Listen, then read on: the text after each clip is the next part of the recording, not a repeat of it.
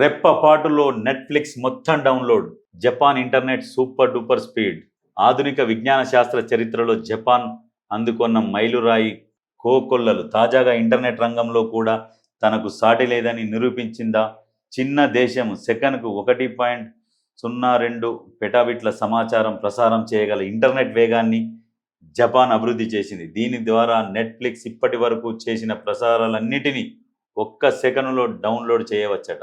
ఇంగ్లీష్లో వికీపీడియా ఇప్పటి వరకు వెలువరించిన 100 గిగాబైట్ల మొత్తం సమాచారాన్ని ఒకే సెకనులో 10,000 సార్లు డౌన్లోడ్ చేసుకోవచ్చట. జపాన్కు చెందిన national institute of information and communication technology photonic network ల్యాబొరేటరీతో సంయుక్తంగా జరిపిన పరిశోధనల ఫలితంగా ఇది సాధ్యమైంది.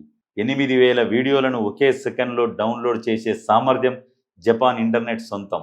భారత్లో సరాసరి ఇంటర్నెట్ వేగం 66.55 MBPS కాగా జపాన్ ఇంటర్నెట్ వేగం దానికన్నా 160 లక్షల రెట్లు ఎక్కువ. ఒకప్పుడు అణుబాంబు పడ్డదనుకుంటా, హిరోషిమా నాగసాకి, ఈ జపానే అనుకుంటా. కానీ అంత దెబ్బతిన్నా కానీ మళ్ళీ డెవలప్మెంట్లో ఎంత ఫాస్ట్గా డెవలప్ అయింది చూసిరా. ఎందుకు డెవలప్ అయింది అంటే అక్కడ రిజర్వేషన్లు, ఉచిత పథకాలు ఇవన్నీ ఉండవు. ప్రతి ఒక్కడు పని చేయాల్సిందే. ఎవ్వడాడు ఒళ్ళొంచి పని చేసుకొని తినాల్సిందే. ఎవడో వస్తాడు ఆకాశం నుంచి ఏమో రాలుతాయి తిందాం పుణ్యానికి వచ్చినాయి అంటే అక్కడ నడవదు. కాబట్టి దేశం అభివృద్ధి చెందుతుంది.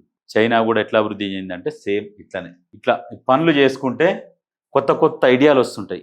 ఎవడైనా ఒక పని చేస్తుంటే దాంట్లో ఇంకొక ఐడియా, రోజుకు ఒక ఐడియా వస్తుంటుంది అన్నట్టు. ఒక పని మీద నిమగ్నం అయితే ఏం లేదు, గవర్నమెంట్ అనిస్తే తిందాం అనుకుంటే గవర్నమెంటే కొత్తగా ఆలోచించాలి ఇంకేం ఉచితంగా ఇవ్వాలని. ఇలా బియ్యం ఇచ్చినామంటే ఉత్తదే బియ్యం ఎట్లా ఇవ్వాలి, రేపు ఈయన కూరకు కూడా ఏమని ఇవ్వాలని ఆలోచిస్తుంటుంది. ఇంకా ఉన్నోని గుంజాలి, వీనికి పెడుతున్నారు. వాడు ట్యాక్స్ కట్టలేక వాడిని ఎన్ని ఇరుగుతుంది, వాడు చస్తాడు. వీడు తిని వీడు సపరేట్గా పంతాడు, వీడు పోతాడు. భారతదేశం ఏడుందో గానే ఉంటుంది.